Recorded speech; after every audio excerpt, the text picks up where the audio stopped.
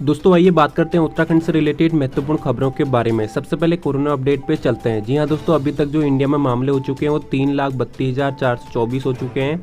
ठीक हो चुके हैं 1,69,798। मौतें हो चुकी हैं 9,520। पिछले 24 घंटे के दौरान यहाँ पे 11,502 मामले देखने को मिले हैं। पहली अपडेट देख सकते हो, कोई भी ताकत भारत और नेपाल के रिश्तों को नहीं तोड़ सकती, राजनाथ। वर्चुअल रैली, रक्षा मंत्री ने गढ़वाल संभाग के कार्यकर्ताओं को किया संबोधित। जी हां, रक्षा मंत्री राजनाथ सिंह ने कहा कि दुनिया की कोई ताकत भारत और नेपाल के रिश्तों को नहीं तोड़ सकती। नेपाल से हमारे सामाजिक, भौगोलिक, ऐतिहासिक, सांस्कृतिक ही नहीं बल्कि रोटी बेटी और आध्यात्मिक रिश्ते हैं। भारतीयों में नेपाल को लेकर कभी कटुता पैदा नहीं हो सकती।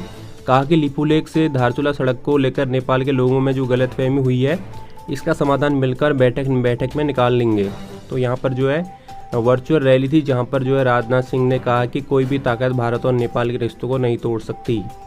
अगली अपडेट पर चलते हैं। अगली अपडेट देख सकते हो, 19 राज्यों में केस दोगुने होने की दर राष्ट्रीय औसत से भी कम। 11,000 से ज़्यादा मरीज मिले, 325 की मौत हो चुकी है पिछले 24 घंटे में। देश के 19 राज्यों में राष्ट्रीय औसत के मुकाबले संक्रमित होने के मामलों की दोगुनी होने की दर कम है।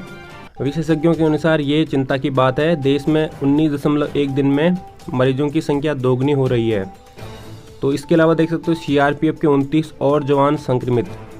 केंद्रीय रिजर्व पुलिस बल यानी कि सीआरपीएफ के 29 और जवान संक्रमित मिले हैं। बल में कुल मामले 620 हो चुके हैं। इनमें से 189 सक्रिय मामले हैं, जबकि 427 ठीक हो चुके हैं। उत्तराखंड में देख सकते हो 26 और कोरोना संक्रमित मिले। प्रदेश में सोमवार को 26 और कोरोना संक्रमित मिले हैं। वहीं 78 संक्रमित मरीज ठीक हुए हैं। प्रदेश में संक्रमित मरीजों की संख्या 1845 हो गई है। देहरादून जिले में 6 लोगों को कोरोना संक्रमण की पुष्टि हुई है। इनकी ट्रैवल हिस्ट्री नहीं है। अल्मोड़ा और उत्तरकाशी में 1-1 संक्रमित मिला है। हरिद्वार और बागेश्वर, पिथौरागढ़ जिले में 2-2, नैनीताल, दिल्ली, पौड़ी, रुद्रप्रयाग जिले में 3-3 संक्रमित मरीज मिले हैं। अपर सचिव युगल किशोर पंत ने बताया कि अब तक 1189 मरीज ठीक हो चुके हैं। अगली अपडेट देख सकती हो, भारत चीन कमांडर स्तर की वार्ता के बाद सीमा पर तनाव घटा। भारत चीन के बीच शीर्ष सैन्य स्तर पर बातचीत का असर दिखने लगा है। 6 जून को ब्रिगेड कमांडियर स्तर की वार्ता और उसके बाद गलवा घाटी और हॉट स्प्रिंग इलाके में बटालियन कमांडर स्तर की लगातार बातचीत से दोनों ओर से गतिविधियां शांत हैं। अगली अपडेट देख सकते हो, केदारनाथ, मोदी जी की सीधी नज़र होने से जारी पुनर्निर्माण के कार्यों में तेजी। 16 जून 2013 की भीषण आपदा के जख्म सरकारी राहत और राज्य के लोगों के पुरुषार्थ के दम पर भर रहे हैं। आज भी जब आपदा की तारीख या करीब आती है तो खौफनाक यादों के रूप में जख्म भरे हो जाते हैं। ये कब भरेंगे कोई नहीं जानता, मगर बाबा का धाम नया और अनूठा रूप धारण कर रहा है। प्रधानमंत्री नरेंद्र मोदी की सीधी नज़र होने के कारण यहाँ पुनर्निर्माण के कार्यों में हमेशा तेजी ही रही है। केदारनाथ कुछ संवर गया है और कुछ संवरना बाकी है। अगली अपडेट पर चलते हैं। तो अगली अपडेट देख सकते हो, कंगना ने कहा सुशांत की हुई साजिशन हत्या। शेखर कपूर और रणबीर शौरी ने भी उठाए सवाल। अभिनेता सुशांत सिंह राजपूत की मौत से सन्न बॉलीवुड के कई सितारों ने उनके खुदकुशी करने की थ्योरी से नाइत्तेफाकी जताई है। अभिनेता कंगना रनौत, फिल्म निर्देशक शेखर कपूर और अभिनेता रणबीर शौरी ने इसके पीछे साजिश की आशंका जताई है। अभिनेत्री कंगना रनौत ने तो इसे सीधे प्लान मर्डर करार दिया है। अगली अपडेट पर चलते हैं। अगली अपडेट देख सकते हो, पाकिस्तान ने 2 भारतीय अफसरों को 10 घंटे रखा हिरासत में, दबाव पर छोड़ा। पाकिस्तान में भारतीय उच्च आयोग के 2 अफसरों की हिरासत पर भारत की सख्ती के चलते 10 घंटे बाद छोड़ दिया गया। भारत सरकार ने नई दिल्ली स्थित पाकिस्तान उच्चायोग के उप उच्चायुक्त सैयद हैदर शाह को तलब पर कड़ी फटकार लगाई थी। सरकार ने साफ कहा था कि भारतीय अफसरों की जिम्मेदारी पाकिस्तान की है और ऐसी हरकतें सहन नहीं हो पाएगी। अगली अपडेट पर चलते हैं। दोस्तों अगली अपडेट है, क्वारंटीन सेंटर में फांसी मामले में मानवाधिकार आयोग सख्त। मुख्य सचिव, डीएम, एसएसपी और सीएमओ से किया जवाब तलब। उत्तराखंड मानवाधिकार आयोग ने बालावाला क्वारंटीन सेंटर में युवक के फांसी लगाने के मामले का स्वतः संज्ञान लेते हुए मुख्य सचिव, जिलाधिकारी देहरादून, वरिष्ठ पुलिस अधीक्षक और मुख्य चिकित्सा अधिकारी को नोटिस जारी कर जवाब तलब किया है। आयोग ने इन सभी को 10 दिनों के भीतर जवाब दाखिल करने को आदेश दिया है। अगली अपडेट देख सकते हो, प्रवासियों को स्वरोजगार से जोड़ने को 110 करोड़ जारी। मुख्यमंत्री त्रिवेंद्र सिंह रावत ने प्रदेश के 13 जिलों के लिए 110 करोड़ रुपये जारी किए हैं। इस पैसे से राज्य में लौटे प्रवासियों को स्वरोजगार के लिए अवसर उपलब्ध करवाने के निर्देश दिए हैं। अगली अपडेट देख सकते हो, डॉक्टरों नोडल अधिकारी के निलंबन का विरोध, काली पट्टी बांधकर किया काम, 10 दिन में निलंबन आदेश रद्द न करने पर होगा कार्य बहिष्कार। बालावाला क्वारंटीन सेंटर में युवक की मौत के मामले में नोडल अधिकारी और डॉक्टरों ने निलंबित करने पर आयुर्वेद और होम्योपैथिक डॉक्टरों ने काली पट्टी बांधकर विरोध जताया। इस तरह 10 दिन तक वो अपना सांकेतिक विरोध करेंगे। आयुर्वेद डॉक्टरों और कर्मचारियों ने चेतावनी दी है कि इस बीच शासन ने निलंबन के आदेश रद्द नहीं किया तो कार्य बहिष्कार का फैसला किया जाएगा। अगली अपडेट देख सकते हो यहाँ पे, प्रदेश में बनेंगे 500 आंचल मिलकित बूथ। उत्तराखंड में स्वरोजगार के अवसर उपलब्ध कराने के लिए 500 आंचल मिलकित बूथ स्थापित किए जाएंगे। विभाग इन बूथों को तैयार करके देगा। इस पर लगभग 2 लाख रुपए का खर्चा आएगा। प्रत्येक मिलकित बूथ लगाने पर सरकार की ओर से 20% यानी कि 40,000 की सब्सिडी दी जाएगी। अगले भी देख सकते हो, अपने दम पर लंबित मांगों के लिए संघर्ष करेगी राज्य संयुक्त परिषद। राज्य कर्मचारी संयुक्त परिषद ने ऐलान किया है कि वो कर्मचारियों की लंबित मांगों को पूरा कराने के लिए अपने दम पर संघर्ष करेगी। परिषद ने उन अधिकारियों की सूची तैयार करने का फैसला किया है जो कर्मचारियों के प्रमोशन में हीला हवाली कर रहे हैं। ऐसे अफसरों का परिषद घेराव करेगी। यह फैसला परिषद की हाई पावर कोर कमेटी की ऑनलाइन बैठक में सोमवार को लिया गया। दोस्तों अगली अपडेट है, नजीबाबाद हरिद्वार हाईवे पर आदमगा हाथियों का झुंड। जी हाँ, आपको बता दें, सोमवार शाम हाथियों का एक बड़ा झुंड हरिद्वार नजीबाबाद हाईवे पर आदमगा। एक साथ कई हाथियों के सड़क पर आने से दोनों तरफ वाहनों की लंबी कतार लग गई। मौके पर पहुंचे वन विभाग के कर्मचारियों ने कड़ी मशक्कत से झुंड को जंगल की तरफ खदेड़ा। इस दौरान एक जगह तालाब में कीचड़ पाकर हाथियों ने जमकर अटखेलियां की। अगली अपडेट देख सकते हो, घोषणा पत्र के 85% वादे पूरे किए मुख्यमंत्री। विपक्ष को दी सलाह, पढ़ लें अपने घोषणा पत्र। मुख्यमंत्री त्रिवेंद्र सिंह रावत ने कहा कि 3.5 साल के कार्यकाल में उनकी सरकार ने पार्टी के घोषणा पत्र विजन डॉक्यूमेंट के 85% वादों को पूरा किया है। उन्होंने विपक्ष को सलाह दी कि उन्हें भी अपने घोषणा पत्रों को पढ़ लेना चाहिए। उनको भी 5 साल सरकार बनाने का मौका मिला, 20% भी घोषणा पूरी नहीं कर पाई है। वहीं मुख्यमंत्री ने कहा कि कोविड-19 महामारी से लड़ने के लिए सरकार के पास पैसे की कोई कमी नहीं है। बताया कि अभी हमने एक हिस्सा जो है खर्च किया है। अगली अपडेट पे चलते हैं। अपडेट देख सकते हो, लोग कोविड-19 से त्रस्त, भाजपा वर्चुअल रैलियों में मस्त। कोविड-19 के संक्रमण के दौर में कांग्रेस ने भाजपा की वर्चुअल रैलियों को लेकर सवाल उठाया है। कांग्रेस ने प्रदेश उपाध्यक्ष सूर्यकांत धस्माना ने कहा है कि लोग कोरोना से त्रस्त हैं और भाजपा पूरे देश में वर्चुअल रैली में मस्त है।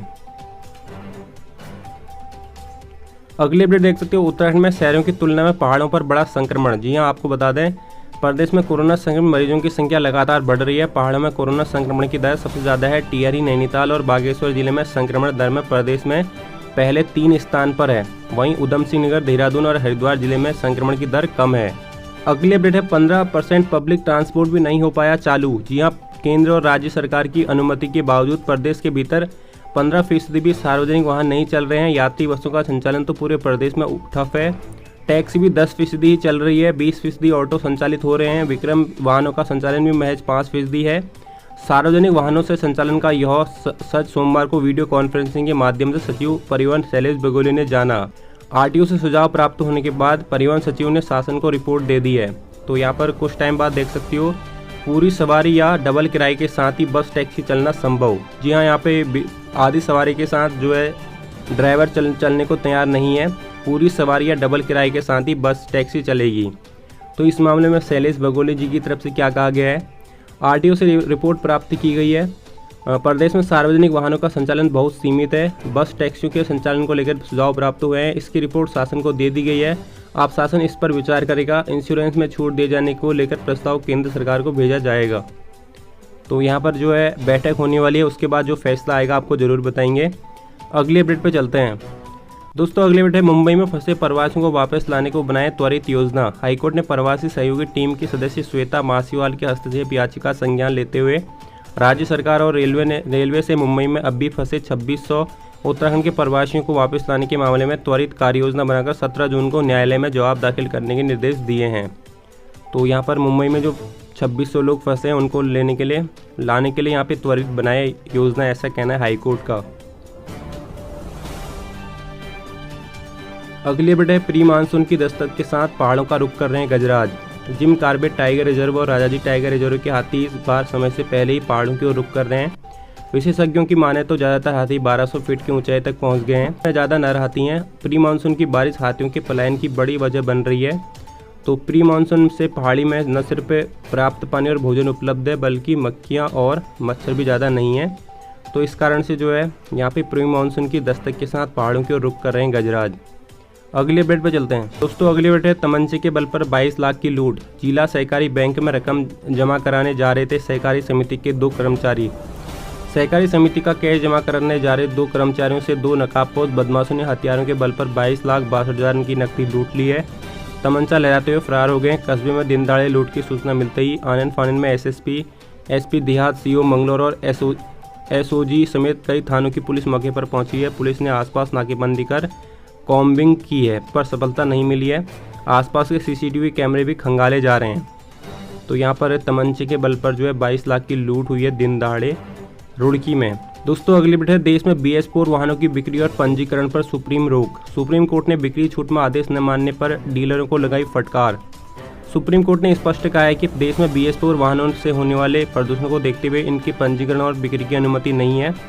शीर्ष अदालत ने इस मामले में छूट के आदेश के उल्लंघन पर भारतीय ऑटोमोबाइल संगठन फाडा समेत अन्य संगठनों को सोमवार को कड़ी फटकार लगाते हुए कहा कि वाहनों से होने वाले प्रदूषण हानिकारक और मानव स्वास्थ्य के लिए बड़ा खतरा है। हमारे आदेश के मुताबिक लॉकडाउन खत्म होने के 10 दिनों में 1.05 लाख BS4 वाहनों की बिक्री व पंजीकरण होना था, लेकिन इस दौरान 2.55 लाख वाहन बेचे गए हैं।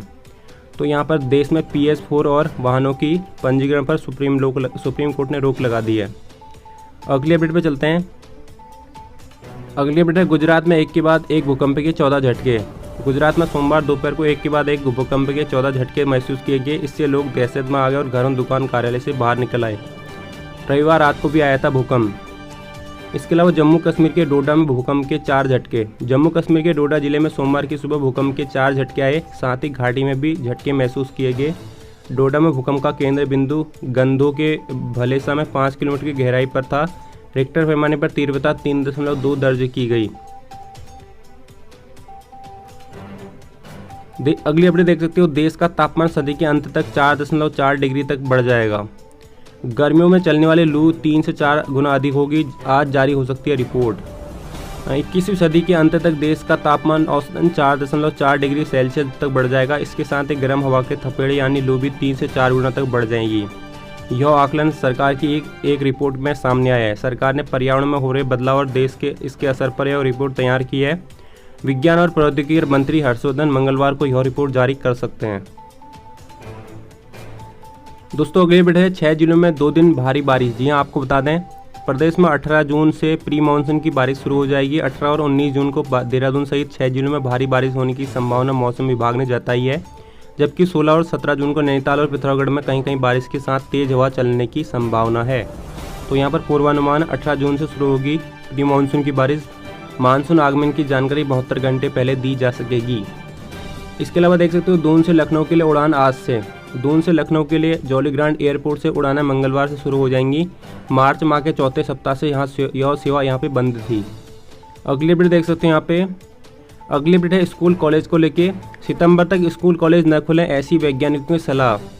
दुनिया भर की सरकारों, शिक्षा संस्थान, अभिभावकों के बीच यह बहस चल रही है कि बच्चों की पढ़ाई शुरू कराने के लिए स्कूल कॉलेज कब खोले जाएं। भारत सहित कई देशों में तो नो वैक्सीन नो स्कूल अभियान भी चल रहा है। एक राय यह भी है कि इसका निर्णय भी शोधकर्ता करें। लिहाजा अमेरिका में शीर्ष वैज्ञानिकों के बीच रायशुमारी कराई गई, जिसमें करीब 70% सितंबर-अक्टूबर से पहले स्कूल खोलने के पक्ष में नहीं है। उनकी सलाह के फिलहाल स्कूल कॉलेज जल्दी खोलना बच्चों के लिए खतरनाक है। तो यहाँ पर जो है सितंबर तक स्कूल कॉलेज न खुले ऐसी जो है वैज्ञानिकों की सलाह दी गई है। तो गाइज़ ये कुछ महत्वपूर्ण खबरें थी यहाँ पे उत्तराखंड से रिलेटेड। अगर आपको ये वीडियो पसंद आई है तो कृपया इसको लाइक करें, इसको शेयर करें और मैं आपको मिलूंगा नेक्स्ट वीडियो में। तब तक के लिए हंसते रहिए, खेलते रहिए। Thanks for watching.